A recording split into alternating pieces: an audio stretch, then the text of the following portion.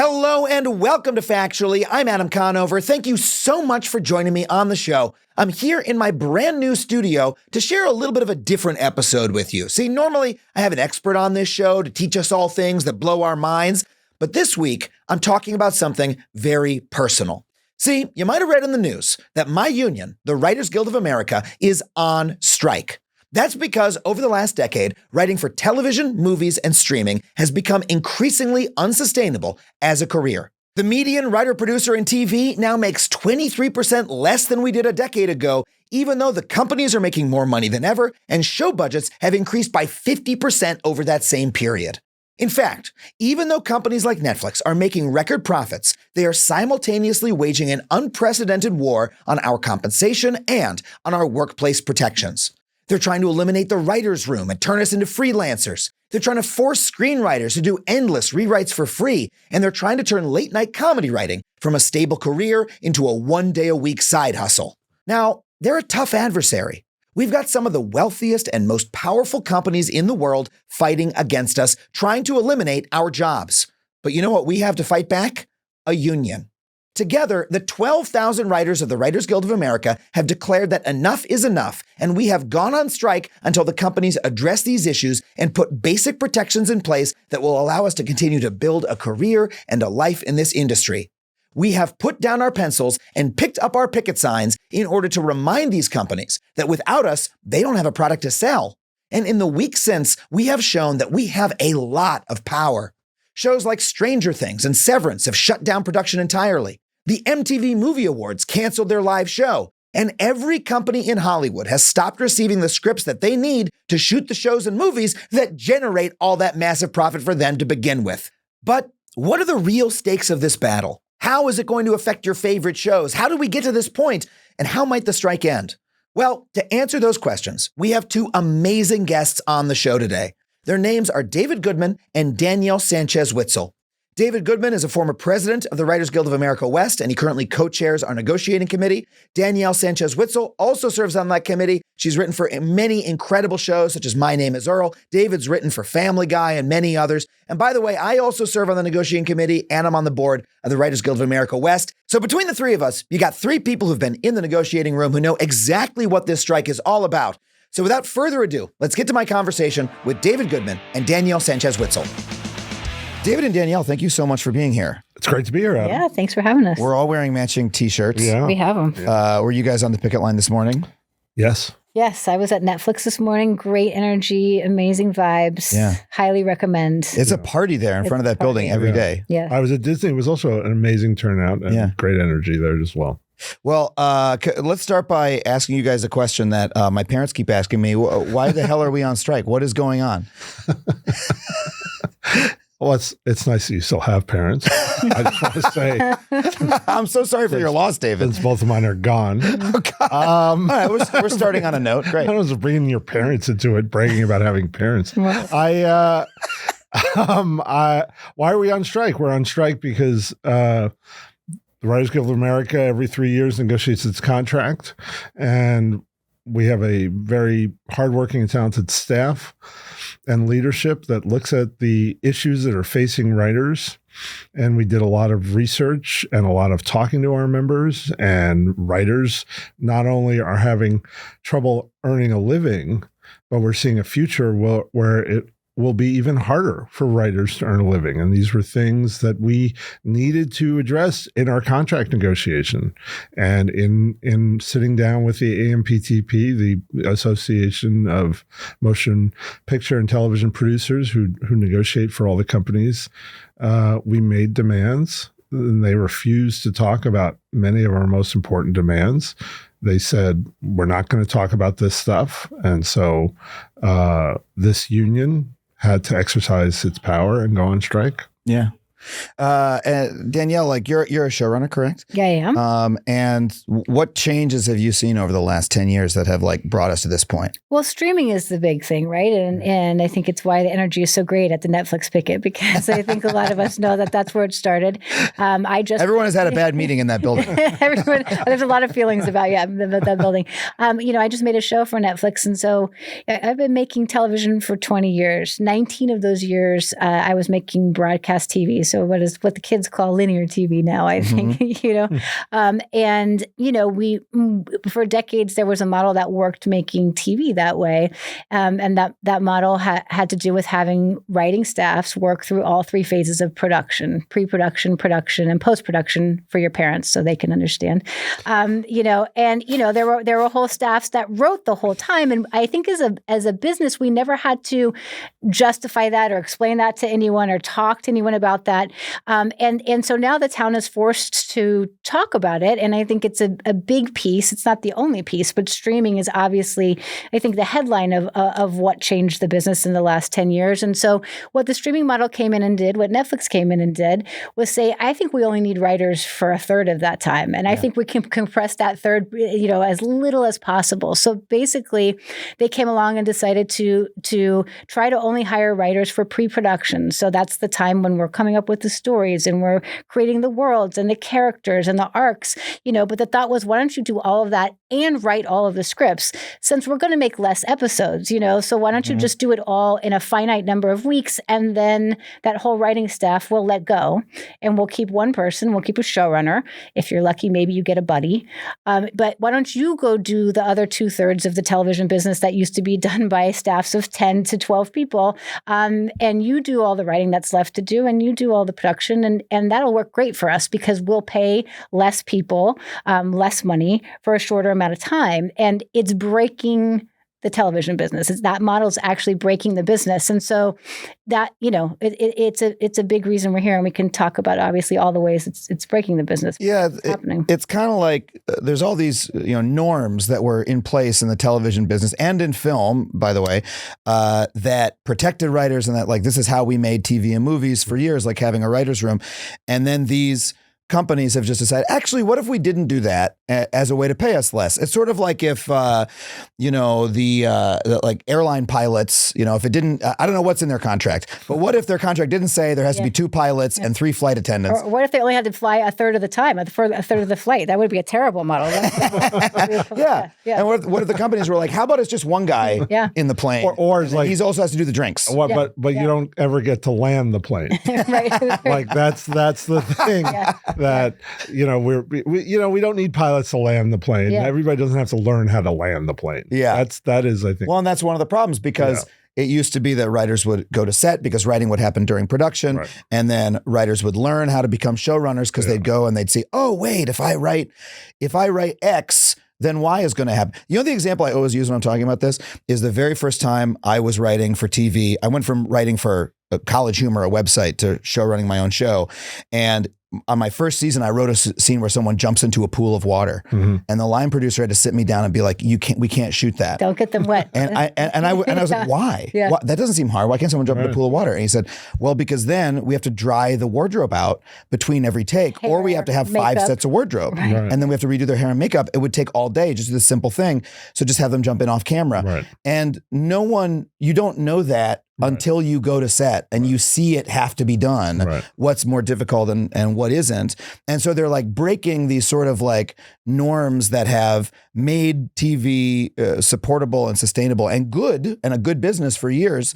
And none of those norms are in our contract. And now we're trying to go in and put them back in and say, you have to have a writer's room. You have to pay writers through post, stuff like that. Right. And we understand that we can't go back in time, that the streaming model is the model that we're all in. But we also understand that some of these norms that we're trying to essentially legislate into our contract, as you said, are led to profitable TV and movies. That the companies have benefited from this ongoing school that has happened. They've all been made rich by our work. And so, as Danielle said, they're breaking the business because not just in the short term, but in the long term. And we've heard from execs across the board that they're not happy with the way some of their shows are run. And that's a function of the fact that showrunners aren't getting the experience they need from other writers to learn how to do it well. And so this is this is an ongoing problem that we're trying to fix in this negotiation. What do you think beyond streaming has changed in the business to like zoom out a little bit? Because obviously streaming has come in, but it seems as though, look, we've had a union for 90 years. Right. The Guild has just celebrated its 90th birthday. And television has been around since the 40s. Right. And it was an extremely profitable business where we had all of these norms and these systems. What is causing them business-wise to want to destroy all this, to lay people off or underpay talent when the whole business was founded on paying talent well? Well, this is a problem that we've seen in a lot of businesses, and that the consolidation of companies. That we used to have many more companies that we worked for. Now we're down to 6. There will be 5. Or 5. What is the number? And that it's a low number. Yeah. And it'll probably go down to 4 as these tech companies gobble up these other companies. And so what that does is it reduces competition.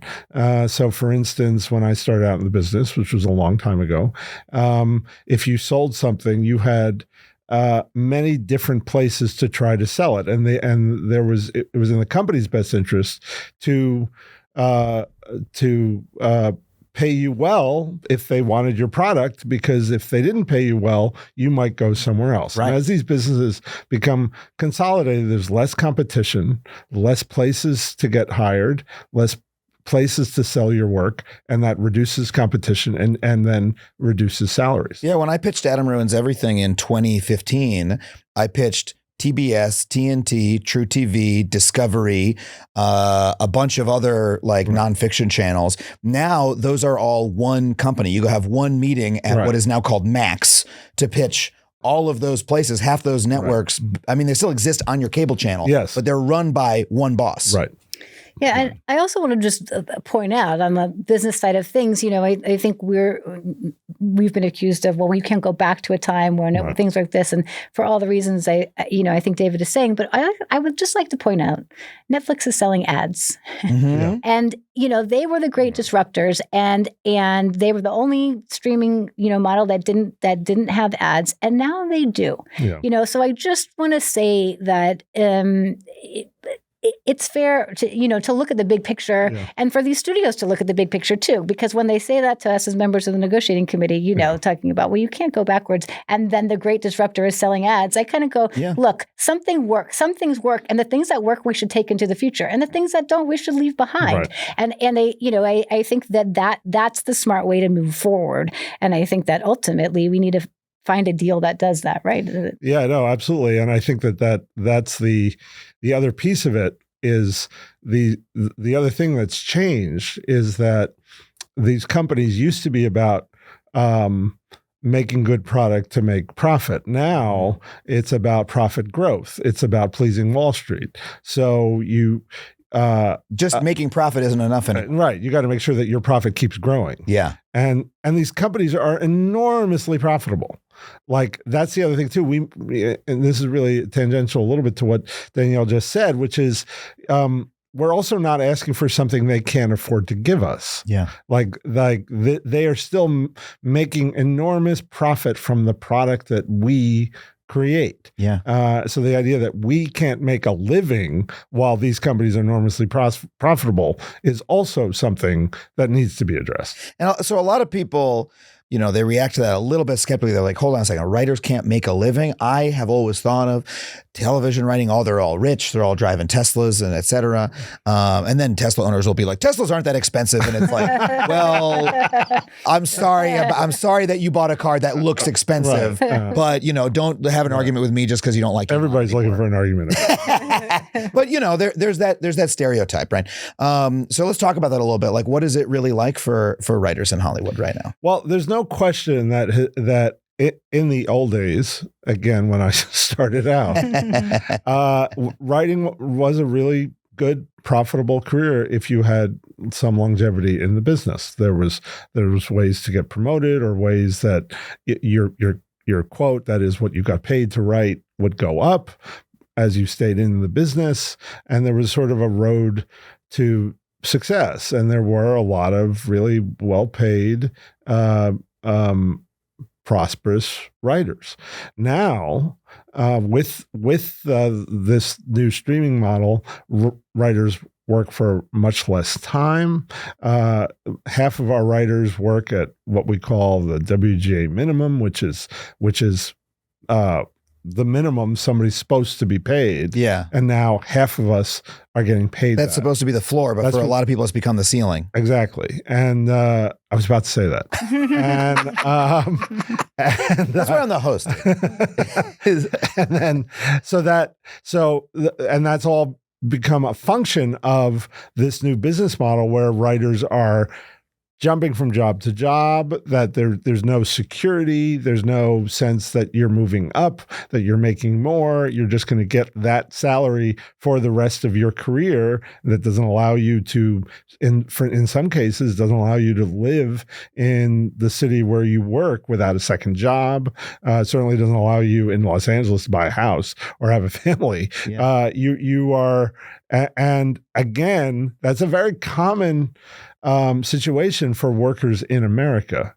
And our argument is that the companies we're working for are enormously profitable. This shouldn't be the case. Yeah. There should be a road to success. Danielle, have you seen this happening to like writers you work with? Yeah, absolutely. I mean, I think one of the staff writers on the last show I did, she has a part-time job at a cookie store. I mean, this is, and she's someone who came through the ranks and paid her dues and was a script coordinator and, a writer's assistant and people who are familiar with the business might know that, those are the people who handle the scripts basically for the writer's room, and you pay your dues, and she did that for years, and she finally got the first writing job, but it was a Netflix show in this model.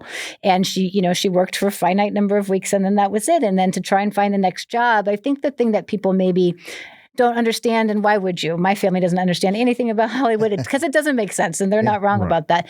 But you might not get your next job or your next show, for a few months or a year, that any numbers that are floated out there about what writers' minimums are, it's like, but that's not 52 weeks. Right. That's not how it works. Yeah. And so in even when I was, I'm old too. I mean, I'm not as old as everybody sitting in the room, but I'm old. Are your parents still alive? One of them is. Half of them are. Half of them are alive. Congratulations. It's not a competition, but if there is, I'm halfway up.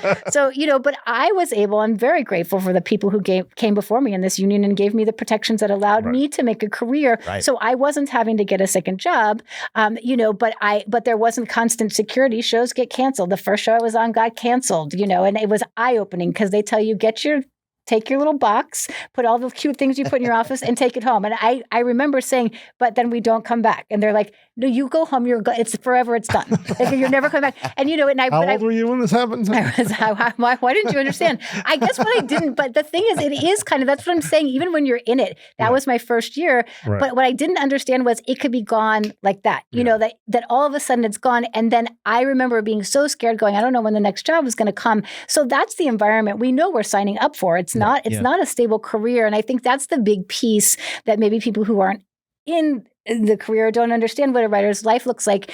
So it's that, in addition to all the things that David's saying about, vertical integration and what that's doing to, how many jobs are out there and how it all works. But the truth is, we know as writers and feature writers too, that's the Wild West. I mean, that's just, it's so hard to get a movie made. Yeah. And I think people even outside of the business know that, when something wins an Academy Award and it was like developed for 12 years. And then, it was like, it's crazy that there's not stability in this business. And we know that, and that's okay. But that's why there needs to be minimum protections. Yeah. It's what we're fighting for, because it's not a business funnel that's 9 to 5, that's 5 days a week the way that other industries might be. It's very erratic, and we have to make sure that writers of today can be writers of tomorrow, or that they can even just stay writers of today. Like, it's hard enough, to figure it out. So yeah, I definitely know people who are in that situation, and I think there are hundreds, unfortunately, if not thousands of stories of our membership that people are struggling to. survive. Let's talk about screenwriters for a second, because you brought them up. Yeah.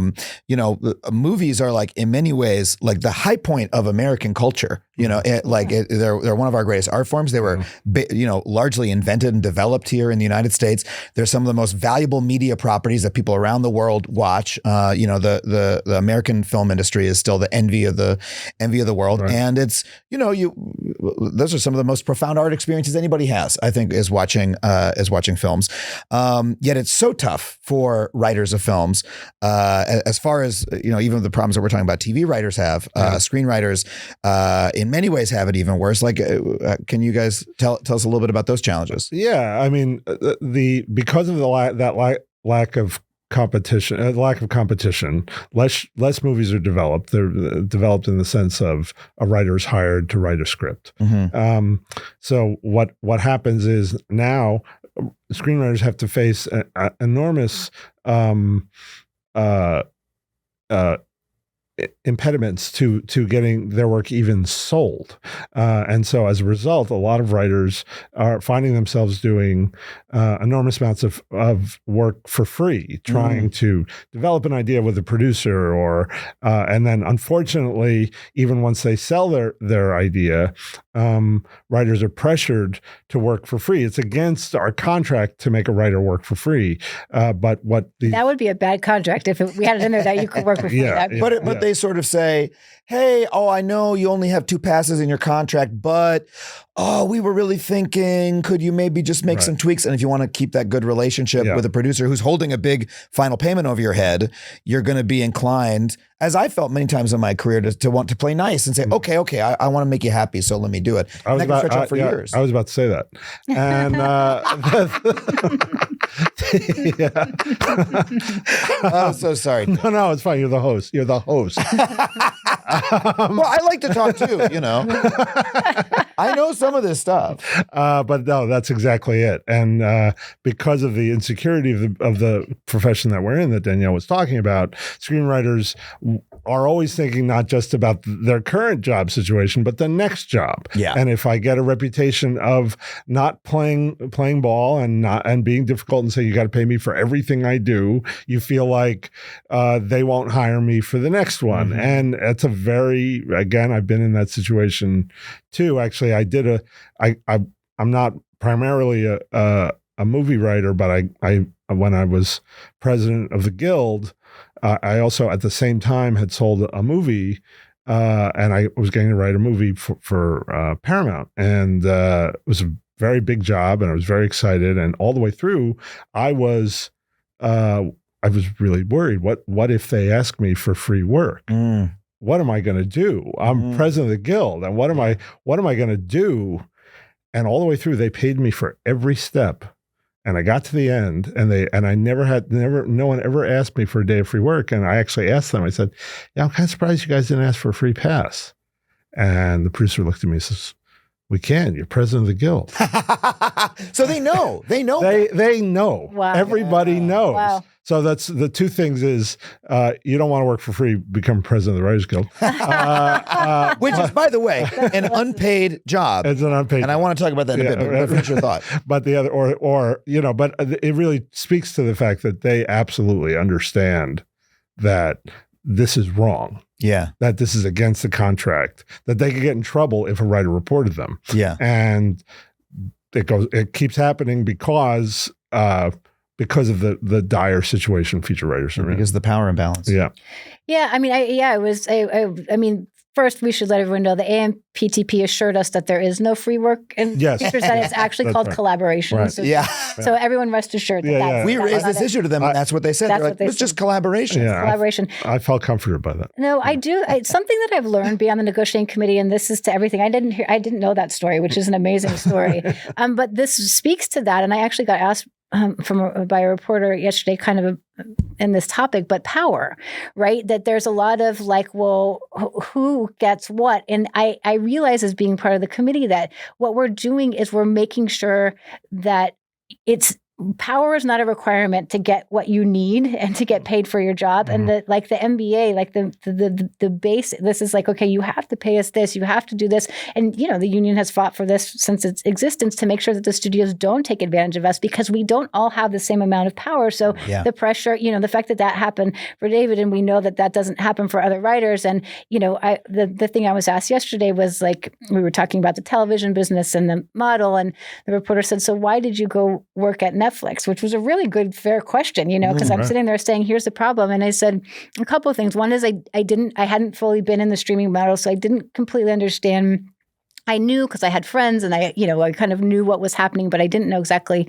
And I said, the other thing is that I thought I had more power than I did. I thought 20 years of making television that they would trust me if I said I needed writers longer, that there would be some amount of like a discussion. And what happened was I was told no. And I think another thing that, the AMPTP told us is that, well, you guys dictate how long you want writers, and then we provide, this fairy tale of what's happening. And the truth is they know they're taking advantage of loopholes constantly with regard to how we're treated, by these studios. And so something I guess what I'm saying is I'm proud to be a member of a union and proud to be on the negotiating committee, because what we're all thinking about is we need to make sure that there's a basic amount of security for all of our writers in all of the industries of, the writing that we do. And that's really what this contract is. That's what's negotiated every 3 years. And it's, that's what did they tell us? We were lucky to have term employment. Yes. The truth is we're lucky to be part of a union. That's the thing I'm actually grateful for is to be part of a union, because that statement is so offensive, and luck has nothing to do with it. It's all union power, and that's what she said to us in the room. She said, writers are, Carol Lombardini, the chief negotiator for the AMPTP, which is all the companies coming together, said, writers are lucky to have term employment, meaning we're lucky to be on for a guaranteed amount of time at all, meaning that if they wanted to, they could take that away. Hey, you're lucky we give this to you. Yeah. When what we're fighting for is to have that be put in our contract so that we have that security. Right. Yeah. And as a union, we can take collective action, which is what we're out there doing at every studio. We're walking together, is to say, actually, we're a union, so you can't do that to us. And if we weren't a union, they would do it to us all the time. So that's why I'm proud of, 90 years ago that we formed this union. And LA is, you've probably heard us chanting it if you've driven past the studio. LA is a union town, and there's a reason why we need to protect ourselves and work together to make sure that we have these basic, kind of. When I think about that stereotype that, in Hollywood, everyone's well paid, that all the people who make the shows are well paid, it's only because of the existence of unions, because this is one of the strongest union towns remaining in America. And then not just for us, but for the directors, for the actors, for the crew members, for the truck drivers, and other trades as well. But also, the companies are constantly trying to change that. They all hate the unions. They're all constantly trying to break the unions, and using every technique that they can. And they're doing it to all the unions in different ways. And it's our job as a union to like step up once every 15 years or so and really strongly say, we're not going to allow that to happen. And I relate to what you said, that's, I'm very aware that if in 2007 we hadn't gone on strike to get I wasn't in the Guild at the time, but if the Guild hadn't gone on strike, were. Sorry to constantly be underlining it. I'm a spring chicken. I was a comedian in New York. I wasn't in the Guild yet, but I knew that it was for coverage of the internet. It was to make sure that the Writers Guild had coverage of the internet. My second show I ever did, one of the 2 shows I made, was for Netflix. If it weren't for that fight, I wouldn't have health insurance right now, because that show would have been made non-union. Yeah. And so it's like, all right, now it's my turn to take a fight that's going to benefit me, but also other people later on. No, and that was, that fight in 2007 was a difficult one in the sense that it was hypothetical. There was no streaming in 2007. It was all Netflix was a DVD company. Hulu went live the day the strike ended, and so in that case, we were looking at a future that Guild staff had sort of figured out, and with the leadership, and we had to. We're fortunate that we have a very smart, well-educated membership that we could appealed to say, look, this is what the future is going to be. If we don't get this coverage now, if we don't go on strike for this now, we're going to be looking at a very bleak future. And it's very similar to what's going on right now. Like, obviously, writers are suffering now, but we're seeing this is not just a moment in time where they're suffering, but this is a trend that's going to get worse. Yeah. And if we don't do something about it now, we are facing a very bleak future as writers. We're facing potentially the end of the Writers Guild, because if we don't put some parameters around these things, less writers will be hired, less writers will earn a living, and all the things that kind of give us our power, our collective might around earnings and pension and health. If that all goes away, we lose our power as a union. Yeah, I mean, I have a great example of that personally, which is that, for folks who don't know, the area of the guild that I work in is broadly called comedy variety. It's like late night writing, nonfiction comedy writing. I'm a stand-up comedian, and all my friends do that type of work. And, for decades, the standard for that has been on a late night show. You have if you write for one of those shows, you're guaranteed a 13-week contract. You're paid a certain amount every week. And that's like one of, frankly, the very few good paying jobs of any kind for that type of writing, on SNL or on to the Tonight Show or something like that. And the best and final that we got the final offer that we got from the AMPTP for that in streaming was that instead of being paid on a 13-week contract, they'd pay us on a day rate, that they could hire us one day and fire us the next day. And I looked at that and said, that means the end of this job. Like, that means that, I literally grew up hoping to have one of those jobs and then lucking into, making my own show instead. But that's no longer a career. If you're being paid on that rate, that's a side hustle. They'll hey, maybe on Monday and Tuesday you get to go in and pitch some jokes to the Tonight Show before you go to the comedy club, on Thursday and Friday to try to make a living. And so it really does feel that existential, and and that's just to me personally. I know every late night writer feels that way, but every screenwriter has a version of that fear. And every episodic writer does too, because we've seen it happening to us. We've seen the steps on the way towards them eliminating what we do. Right. Yeah. And I think a lovely thing that's happening right now, and I think we can feel it on the picket lines, certainly as members of this union, is that we learned about each other's experiences in a way that maybe we hadn't before. So all of the writing that you're talking about, what you did is Appendix A. Yeah. And I think there were a lot of writers who didn't even know, contract. Why is it called Appendix A? I don't know. Maybe you can explain it. It doesn't really matter. You just need to understand who in our guild is Appendix A, and it's comedy variety, like you're saying. Yeah. And daytime and soap opera writers are also under that. And so, I think that we all realize that we're fighting for each other. Yes. And it's why we're so unified. And I think it does have a different feeling than 2007-8 to me. I wasn't on the negotiating committee, but I just think that we really are, I think the labor movement in general in America, this is a time when we're all kind of getting informed and involved with that and understanding, well, what are people going through in Amazon warehouses and Starbucks and, all of these amazing movements. And I think within our own guild, I've just seen it. I've talked to people online. I had someone call me and ask me about Appendix A. She was an episodic writer. She wanted to know about Appendix A and what is it and understand more about it. And I think that's a really good thing that we will carry forward to be able to understand we don't all do the same thing. And a lot of us do cross over into multiple, kind of areas of writing work. But I've really appreciated the conversations, and certainly on the negotiating committee, we represent, we try and represent the entire union. So we're really diverse in terms of what writing area of writing we're in. And I think that's been hugely valuable. We'll never lose that as a union. Right. Well, I want to talk more about how we actually build that power in the union, but we've got to take a really quick break. We'll be right back with more David Goodman and Danielle Sanchez-Witzel.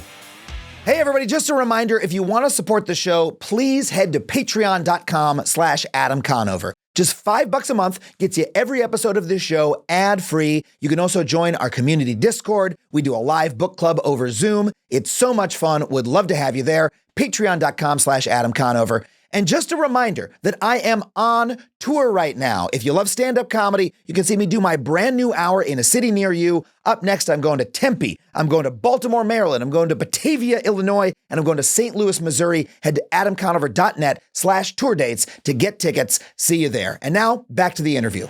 Did you notice how many times he talked about being the host and like I created my own show and the host this and Yeah, I have it's a lot. It's a lot. You thought I talked about that a lot. I think he wanted to make sure that I have a feeling segment 2 is going to really come in hard. he really come in hard. Well, he wants to make sure people watching it know that it's his show. Yeah, even that's his show. It's hard to There's tell. no way. There's no way to know. There's no way to know that it's his show. Okay, I'm keeping the ball busting in. We're back with David Goodman and Danielle Sanchez-Witzel. I can't lose that gold. I deserve it. So look, I want to know what is different about the Writers Guild and how we organize things. Because there's a lot of unions in America, right? Right. We are a union, though, that really actually mobilizes member power. We're actually right now on the picket line trying to starve the companies out and say, you don't get any more content because we're the people who make it. That's a very difficult thing to marshal that kind of power. And so how do we do it? Like what is our, let's talk about our democratic process and how we work with our members. That's a complicated question, Adam.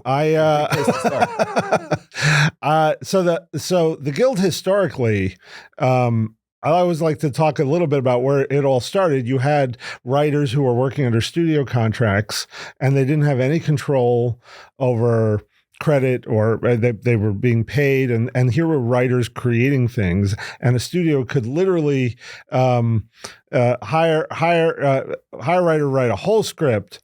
And then have another writer write a little piece of it and give that last writer the credit for the whole thing. And that's kind of where the Guild started, which is writers fighting for their credit. This is in the 1930s. Yeah. And that's really where it started. That was like the first thing the writers got. The Guild determines your credit on a show or a movie. And that goes back to when the Guild started. And then over time, there was money associated with that.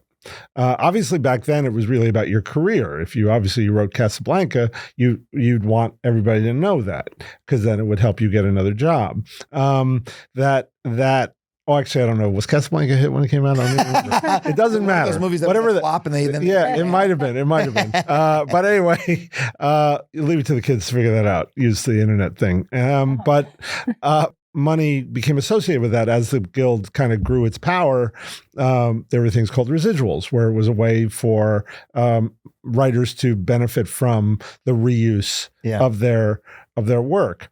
And so now we have a board of directors, which is elected. They're writers. They're our leaders. I'm on the board currently. You're on the board a couple of years ago, and I was on the board for about 15 years, and then I was vice president and president for a few years, and then that leadership body is meant to stay connected to the membership in general, and make sure that the concerns of the members are addressed either in contract negotiations or between contract negotiations.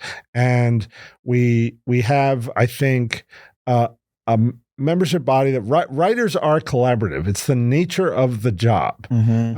Feature writers have to collaborate with producers and directors and then actors, and then television writers, same thing. And they've got to collaborate with each other.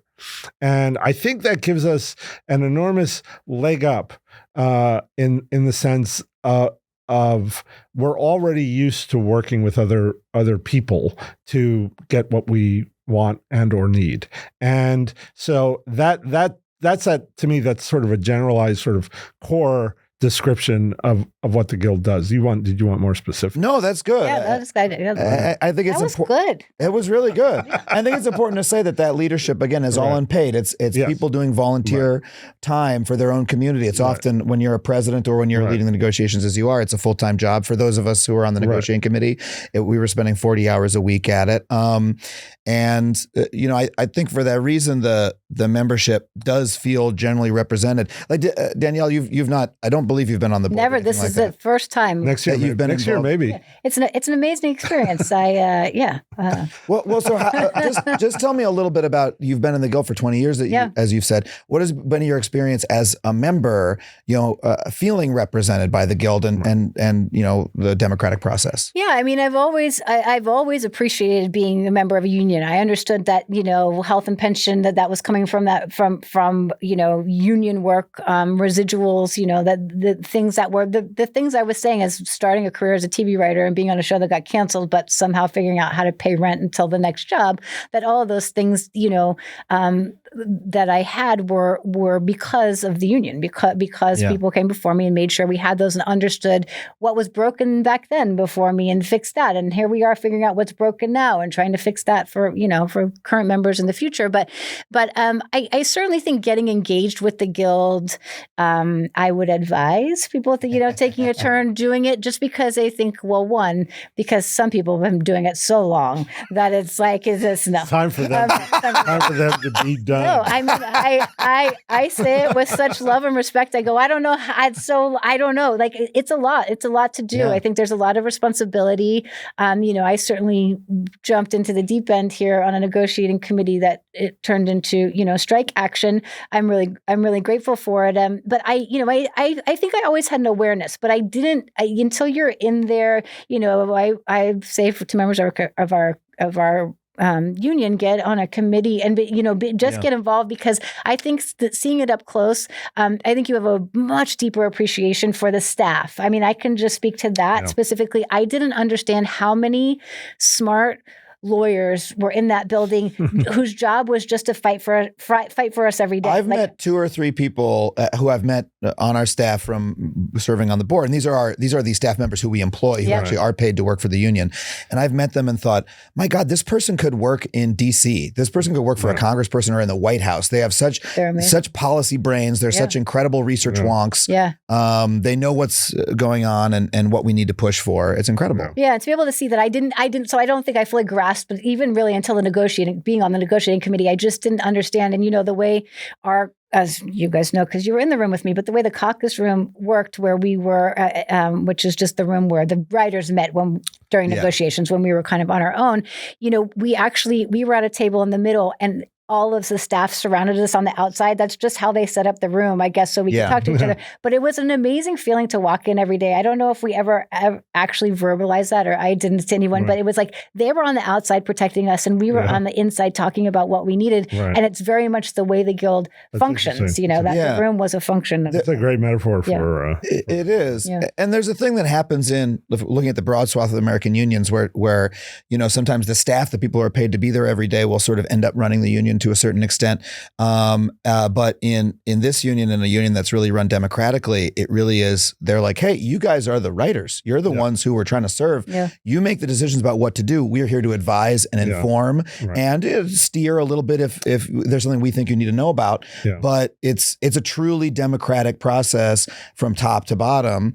And it ends up being really inspiring to participate in. Like, for me, it was addictive. Every time, I went to a meeting, I was like, I said something, and then we did something different because I said something. Yeah. Well, that's the thing. When I joined the union in 1988, I have a cousin who was a union organizer and then became chief counsel for the Communication Workers Union. And her name's my cousin Judy, and she was a real union person. And she said to me, "You got to get involved. Your union is the one bureaucracy in your life you can have an effect on." True. And I didn't get involved for many years. You're like, fuck you, Judy. Oh, that's very good. Yeah. No, it was a good long time. And I got involved right before the 2007 strike. And then once I was involved, I realized how much of a thread we're all hanging by, that involvement in your union isn't just something where you can have an effect, but it's so necessary that a union can go away tomorrow. Yeah. Like if people aren't if the members aren't dedicated to its survival, and don't keep that minute to minute consciousness of the union's fragility, it can go away tomorrow. Yeah.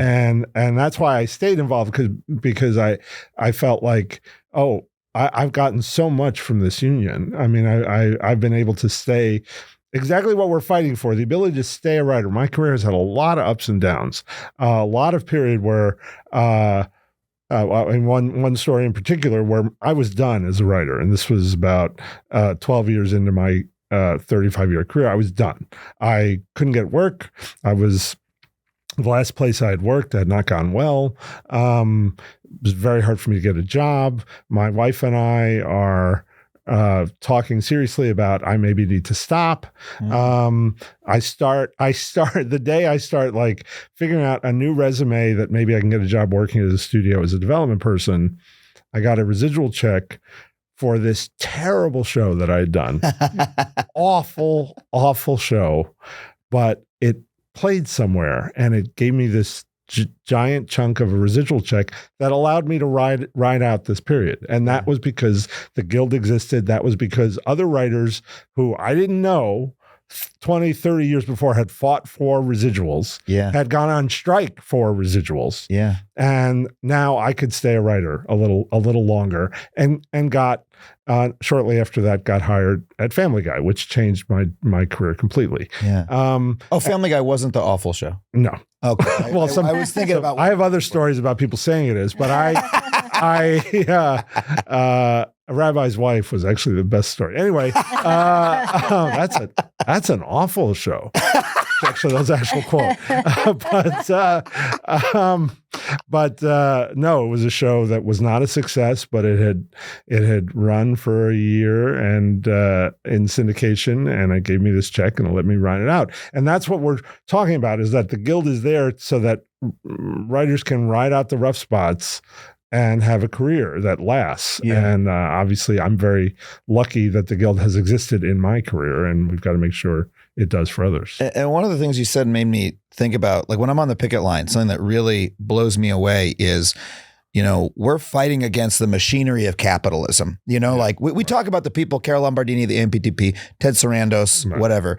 They're not actually that important. It's the machinery of capitalism that's trying to push us down. It's Wall Street making the companies do these things. Right. And we are fighting back against them using just our humanity, using nothing but writers talking to other writers, calling them up saying, hey, do you want to go to the picket line today? Right. Hey, make sure if you're thinking about, doing some work, don't do it. Remember, we're on strike. Just those connections between us, those bonds of, oh, hey, Danielle's on the negotiating committee. I know her. She's fighting for me. I know she's a good person.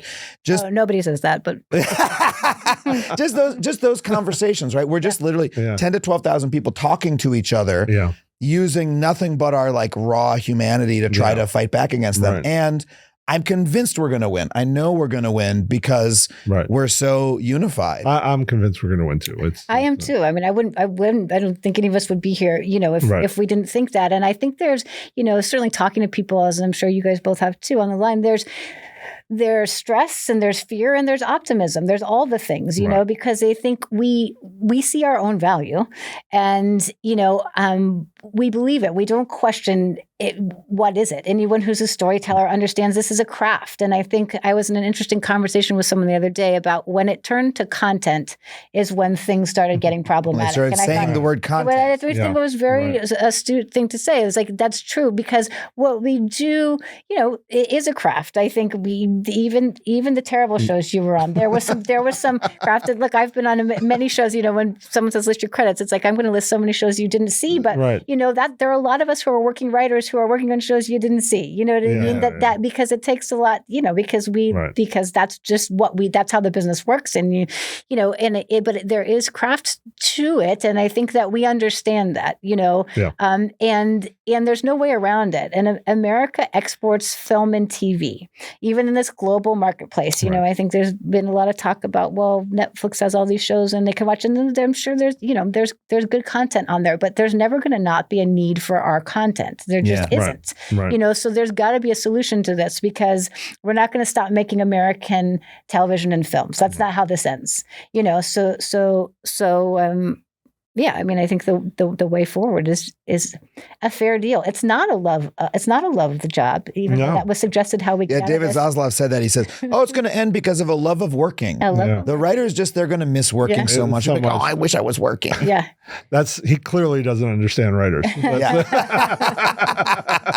Nothing is worse than writing, and yet, yeah, exactly. Yeah. I mean, it seems as though what we really have to do is remind the people who run these companies that we make the product, that they have nothing without us. And they're sort of sitting up there going, I can do it without them. And they've forgotten because it's been a while since 2007 that they quite literally cannot. I think I look at it slightly differently in that I think they completely understand they need us, but they rely on a writer's feeling that I can be replaced. I have no value. It's a very insecurity. That's a very smart thing to get from a writer. Yeah. Yeah. And I think that I mean, I always assume I have absolutely no value. So and the companies understand that. There's a way in which I don't know that they are conscious that they understand it, but they in every deal that a writer makes for a job, they play on that. They play on a writer's desire, what Zaslav said, love of working. I love that I get to write for a living. And so there's always that fear that it's going to be taken away. Someone's going to say, you don't get to do this anymore. You've got to do the backbreaking labor your parents did. And that that killed them, clearly, because they're both dead. And now I see why you worked on Family Guy. But that's dark. But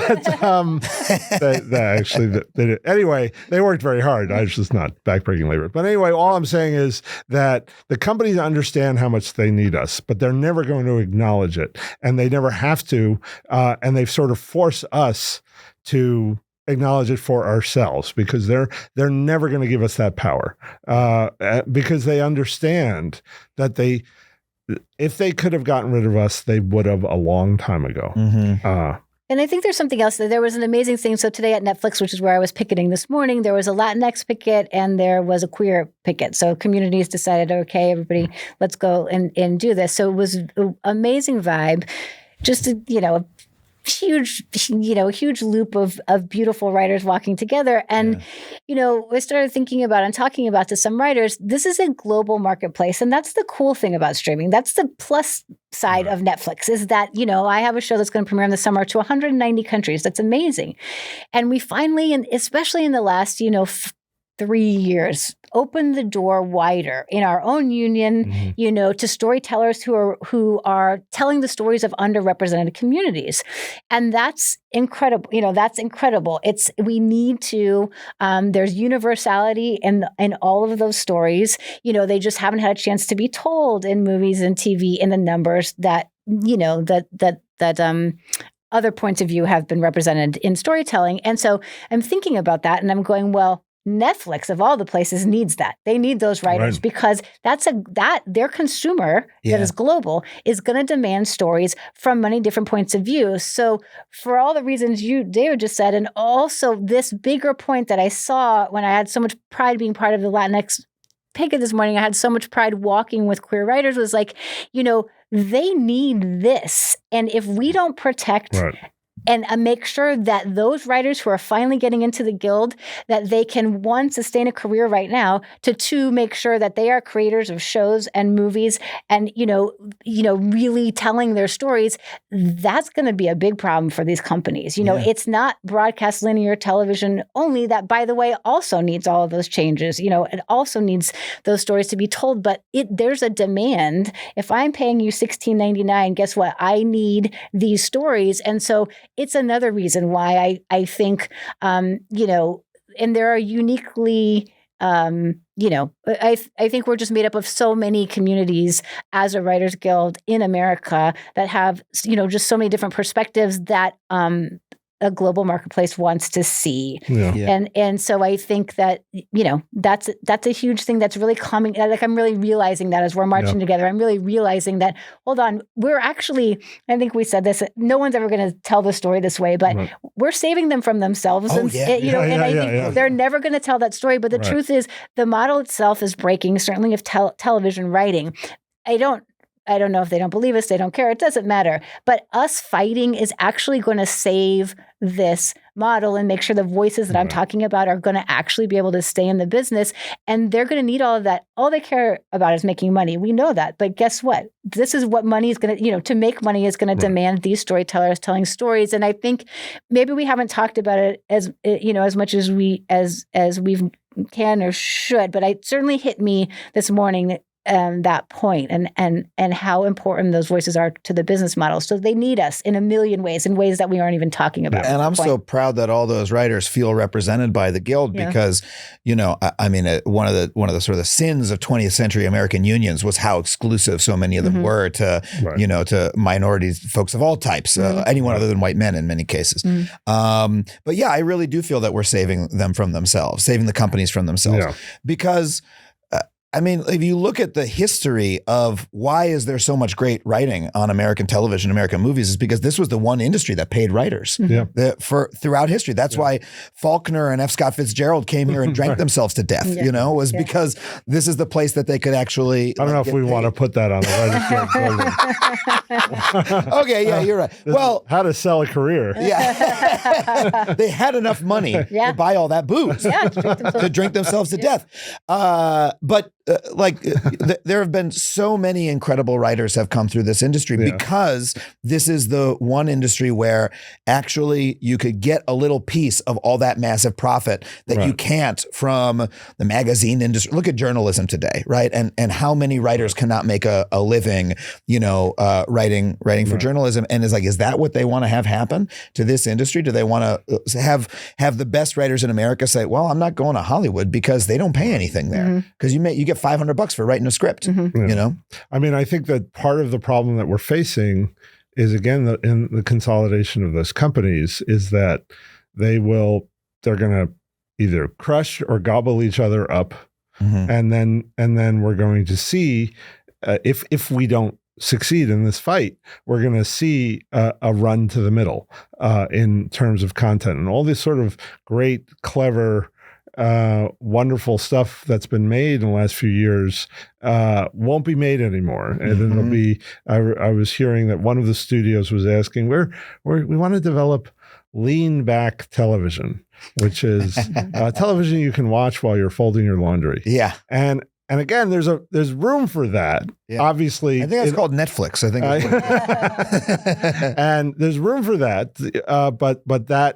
But that's what it'll all be. Yeah, it'll be sort of, and that's very sad because we saw a real, when the technology changed, when the companies were competing for that streaming audience, we saw an explosion of creativity, explosion of incredible work by writers and directors and actors, like things that, were so memorable. And although I couldn't name one right now, and that was out of competition. And once that competition goes away, we will lose that. We will lose exactly what Danielle is talking about. Well, before we wrap up, let's talk about just in terms of that middle of the road content. Let's talk about AI for 1 second, because you can't get out of an interview about this strike without being asked about AI.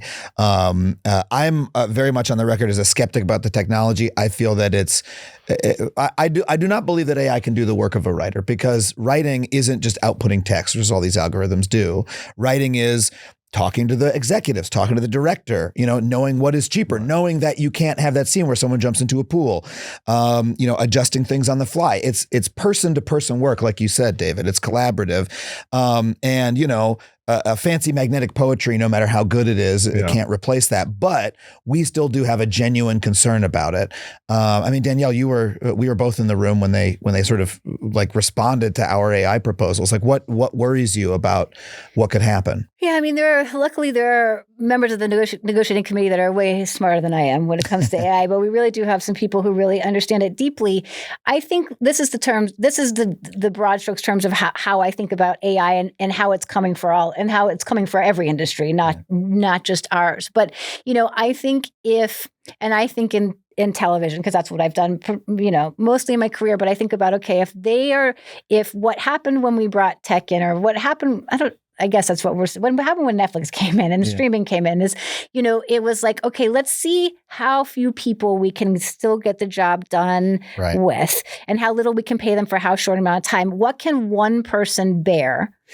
And if that person gets tired, can then we just replace them with another person? I think that philosophy, for all of the reasons it comes from corporate greed and all the consolidation and all the things we're saying, if that philosophy is already in the test run phase, I would say, which is what's been happening, for the last 6 years, the test run phase of seeing how few people can we get away with using, then I don't know why they wouldn't go, can we get away with not using people? Yeah. That's how I think about it, broad strokes. And so I think what we're here to do in this negotiations is protect us from get some foothold in all of the protections that we're going to need. Because what I can clearly see, and I went from 19 years of broadcast television, linear television, to 1 year of streaming, making 2 shows for 2 different streamers and going, oh God, this is what's happening. And so that what I'm saying, that fear is, I think, to me, who's not well versed in AI and shouldn't be the one talking about it from a technology standpoint, just from a how little can we get away with paying to still do this and to still make billions of dollars? That's what scares me about AI. Yeah. What do you think, David? I mean, I agree with all of that. And I think that, because I didn't really sort of start to fully understand it until recently, it does sort of compare in my mind to the thought process that I had in 2007 when staff members of the Guild were explaining to me, people are going to have to watch television shows on their computer. People are going to have things called smart televisions, which will hook into the computer and the internet. And I was thinking, what is he talking about? that no one's going to watch TV. It takes an hour and a half to download two seconds of video. They're never going to make television. So, and here we are. And yet here we are doing an interview on YouTube. Exactly. So for me, whether you're a skeptic or not, the technology is impressive, and there's no question that somebody's going to try. Yeah. And then we don't know what those advances are going to be, and maybe there's a hump that you get over very quickly where the AI can write scripts, and suddenly lots and lots of, as Danielle was saying, writers are out of a job, and the fact is the technology of AI is such that the way it is currently is it's what's called scraping scripts from the internet. So it's using writers' work that already exists to do its work, or writing that's already exists to do its work.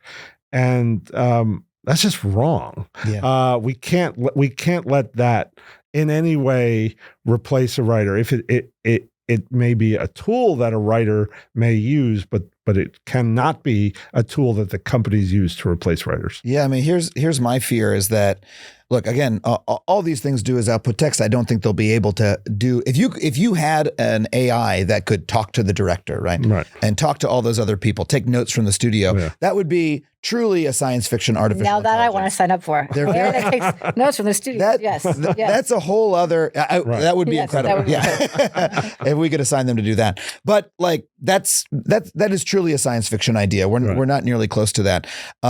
What they currently have are these things that can chew up text and output new text. Yeah. My fear is that they say, okay, well, the AI output this great script. Right. Now we just need you to talk to the director, talk to the executive, go to set, go to the edit. Oh, but you didn't write it. Yeah. The AI wrote it. Right. We're going to pay you less than we used to be paid because, and when we'll know that what we're doing is the work of writing, but they've used this loophole to, sort of write us out of the process.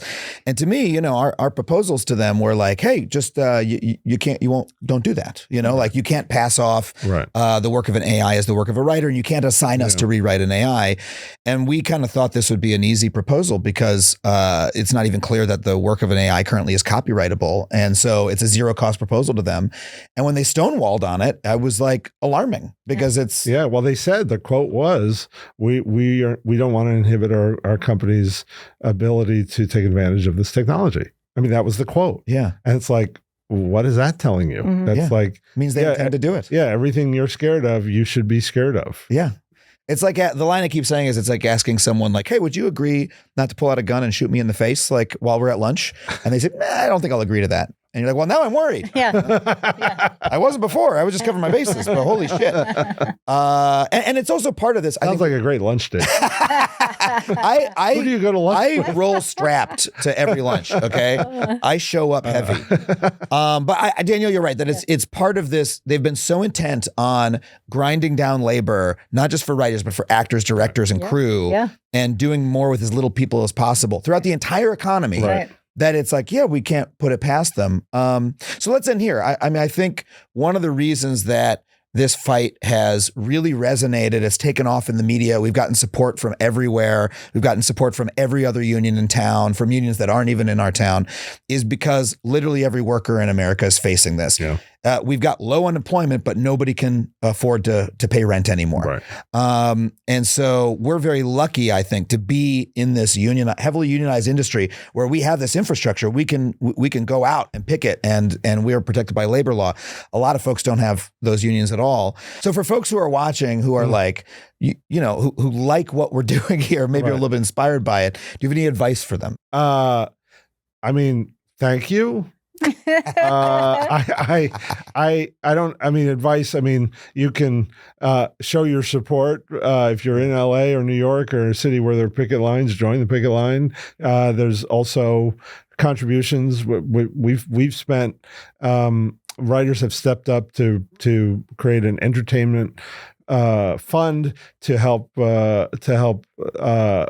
other people in our business, support staff and other union people who are out of work now because of our strike. Obviously, contributions to that would be welcome. Maybe you put that at the end of your show. I will. Hey, he's the host. Don't tell him what to do. He'll decide what to do. How do we know he's the host? Well, it's very hard. You have any advice? I mean, I do think social media is some. It existed in 2007, 8. So when we were walking picket lines 15 years ago, but it not in the way that it does now. Yeah. So there were some ways where we could see boards and stuff what people were talking about, but now, the Duffer Brothers post from the Stranger Things Twitter account that writing and production cannot be separated. So that show cannot be made until we get a fair deal. And fans of that show, first of all, knew who they were, from the start, because I think we have savvy audiences now who understand how film and TV are made and are using social media to say they support us, to say, I'm going to cancel my subscription until, or, they're going to be, fans are going to be disrupted. And we're storytellers. We're not storytellers for the stories to go nowhere. We're storytellers for the stories to go to audiences, And so I think just from an emotional standpoint, seeing support in social media, I think has been huge for all of us picketing. But I also think that there are, the labor movement in America is led by young people, right? And I think social media is a tool of it. Yeah. So all of the ways that, what is my advice is to do what you do, young people with social media, because I think that they're changing the world, and there's no putting a stop to that. That is grassroots. That is gone. That is happening. Even if Elon Musk is the owner of Twitter, Twitter is still used. I got back on Twitter just for this, because I was like, I don't want to miss things that are happening during the strike, because it is a unifying way for me to talk to people all over the world about what's going on. And so I guess keep the conversations going use social media the way you guys know how to use it, the way I love when someone tries to stop young people from doing something and they're like, just hold on, we're going to work around that very quickly. And we have members of our own union, who think that way. And so I think that's the most positive. Revolutions have come out of social media. That's the most positive use of it. Obviously, we know the downsides of it too. And so I guess what I'm saying is I'm willing to see you tell me my show is shit on Twitter if you are also supporting the fact that we're there's a bigger cause here that we're because it's used for both for sure. But I think that's just different, and I don't think these studios kind of thought through.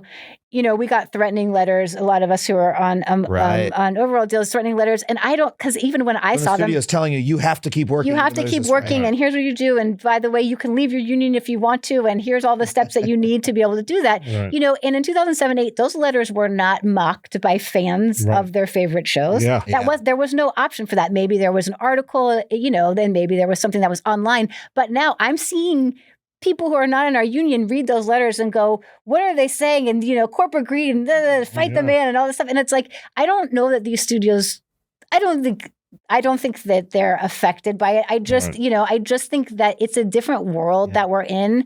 And so I think that that's where the support of people outside of our union is actually constructive, and who knows what impact it will have, but I'm all for seeing what impact it does have, you know? And I think for folks who, I think one thing that what we're doing now can demonstrate to people is that when you stand up against these companies, against capitalism, whatever world you're working in, people are going to stand up to support you. Just like we've seen when Starbucks workers are organizing, when Amazon workers are organizing, Writers Guild members supported them.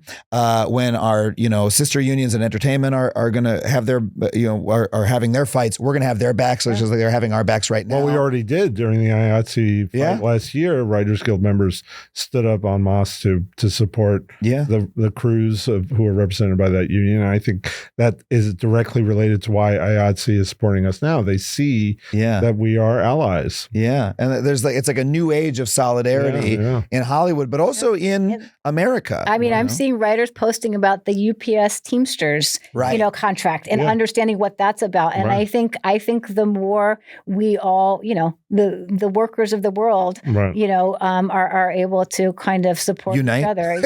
No, sorry, you a Marxist? Okay, but you've just been taken off YouTube. It's amazing. It is amazing to kind of see us all be aware of each other's struggles and to say, if you stand up for me and I stand up for you, there's going to be way more of us than them, right? So that's kind of how that works. That's a beautiful note to end on. Thank you so much for being here, Danielle and David. Thank you for having us. Thank you for having us on your show. I'll see you on the picket line. I'll see you on where I won't be hosting anything. I'll just be. Right. We'll all be. I'm going to go visit my parents. Well, thank you once again to David and Danielle for coming on the show. If you want to materially support the Writers Guild strike, head to entertainmentcommunityfund.org, click donate, select film and TV from the drop-down menu, and donate as much as you can. That money will go to directly support crew members affected by the strike, and we thank you for doing it. If you want to support the show, head to patreon.com/Adam Conover. I want to thank everybody who supports this show, especially at the $15 a month level. I'd love to read off some of your names. Thank you so much to Rebecca Baya. Thank you to Andy Smith. Thank you to Christopher Wheeler. And thank you to Serious Dinosaur. Very good username, Serious Dinosaur. If you want to join Serious Dinosaur, head to patreon.com/Adam Conover. We'd love to see you there. Thank you so much to Tony Wilson and Sam Roudman for producing the show. And I also want to thank the folks at HeadGum, where we're getting set up. We are going to have one more dark week after this episode comes out because we're still getting set up in our new studio. But starting in just a couple of weeks, we're going to have new episodes for you every single week, both on the podcast feed and on YouTube. So excited about it. So stick around. We'll see you next time on Factually. That was a HeadGum podcast.